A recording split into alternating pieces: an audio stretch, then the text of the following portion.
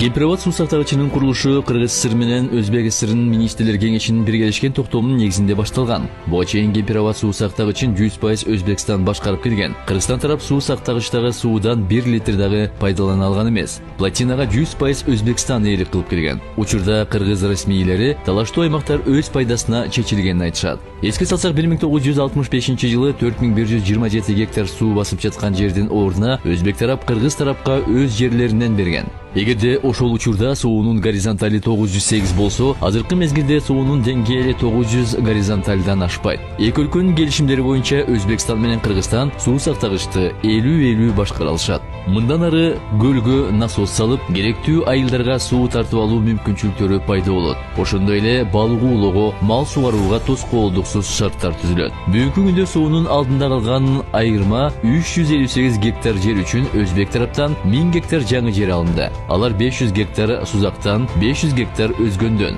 Мындан сыркары суунун горизонту 908ден 900гө түшкөндө суу сактагычтын айлана тегерегинен 1246 гектар жер аянты бошойт. Бул жерлер албетте Кыргызстан тарапка өтөт.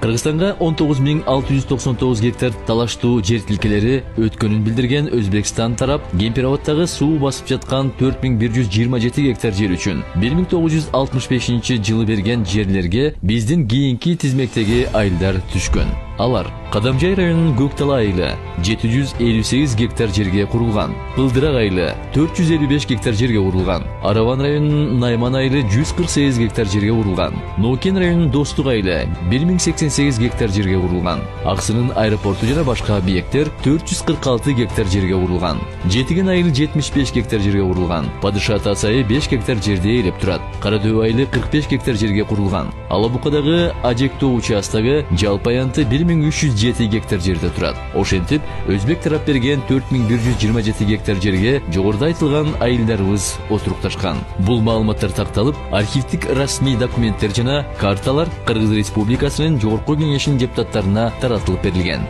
Ал эми союз чачырагандан бери бүгүнкү күнгө чейин такталбай келген кийинки тизмектеги талаш жерлер Кыргызстанга өттү. Алар Көксерек айылынын жагынан 100 гектар жер бизге өттү. Баястан айылынан 212 гектар жер бизге өттү. Кара Берес айылынан 25 гектар жайыт жерди кайра кайтарып алдык. Бул жер 2017-жылы 5-сентябрдагы келишим менен өтүп, Алмазбек Атамбаевдин колу менен бекитилип кеткен. Биз кайра кайтарып алдык. Кара Суудан 100 гектар жер алдык. Алабука районунда жайгашкан Гавасай участогунан 12849 гектар жер аянтын алдык.